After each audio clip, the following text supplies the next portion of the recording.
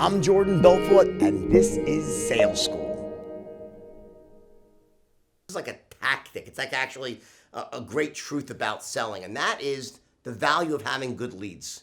You know, one thing I see when I go around the world, guys, especially when I train lots of sales forces, they call me in and they want me to teach the straight line system, write their scripts, construct their loops, the whole 9 yards, right? And coach people back and forth with tonality and body language if it's in person, right?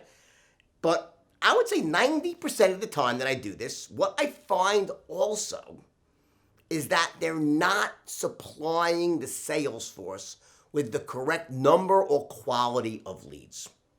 And if it's a situation where they're not supplying them at all and it's up to the salesman, which is perfectly fine, that happens many places, right? Then the salesperson, you, is not investing enough time and energy and resources in getting good leads. Understand this. The best metaphor is like, you could be this straight line expert, which makes you the proverbial Ferrari, capable of going 220 miles an hour, 5 seconds or 3 seconds from 0 to 60 or monster, right? But what gives you the power? Gasoline, right? And the gasoline is the leads. So please don't scrimp on your leads. It's a cost of doing business. All right, you can buy leads, you can advertise for leads online, okay, you can work joint ventures with people to get them to mail to us, whatever you are, and by the way, I go through a ton of these different strategies in many of my different trainings and the intensives and also on the certification, of course, right? The point is that don't put yourself in a situation where you possess all these great skills for closing, but you have no one to call.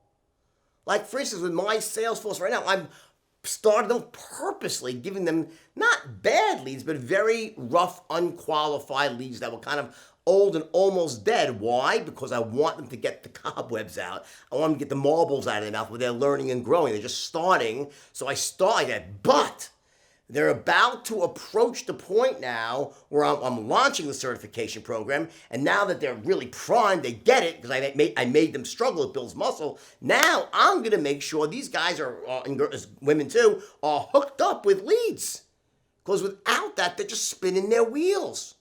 You could call out of the phone book, or you could get qualified leads coming in from marketing, and the latter is so much more effective.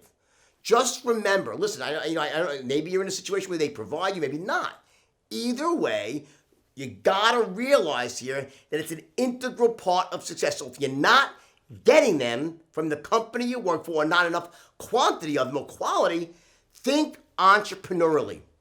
Every dollar you invest in yourself in terms of your lead gen, it's gonna come back to you tenfold, as long as you're doing it right in terms of your marketing. So you don't waste your money marketing. But if you're doing it right, you should get a 10 to 1 return. And also remember, it's not always what you make on the opening sale, it's the life of the customer. So very often, you might break even on the initial sale, but now you go about building a customer for life, and that's massive success. All right? Just remember, don't ignore this one crucial aspect of being a world-class closer, which is having a supply of leads. At Stratton, I would have top salesmen, they would pay out of their pockets to have 3 and 4 cold callers, just calling all over, providing them with leads. Because why would they want to spend their time cold calling? It's a low hit ratio. They're animal closers. They want someone who's going to just give them qualified leads. They can close the ones who are already interested. In the purest form of a salesperson, you're only speaking to people who are interested, they're pre-qualified, which means you're speaking to people who are hopefully buyers in heat and buyers in power. Now, no matter how great your program is, even if you have someone filtering out the bad ones, they always tend to wrap what we call wooden leads, meaning they're bad leads, right? They're not real. And those will be your looky-loos and your mistakes. They slip through. So your job as a salesperson, as a world-class salesperson, is to filter those out. You want to separate out the bad ones from the good ones and move those first 2 categories, the buyers and power, buyers and heat, move those 2 down the straight line from the open to the close, and just have massive quantity of them. Don't put yourself in a position where you're scarce for leads.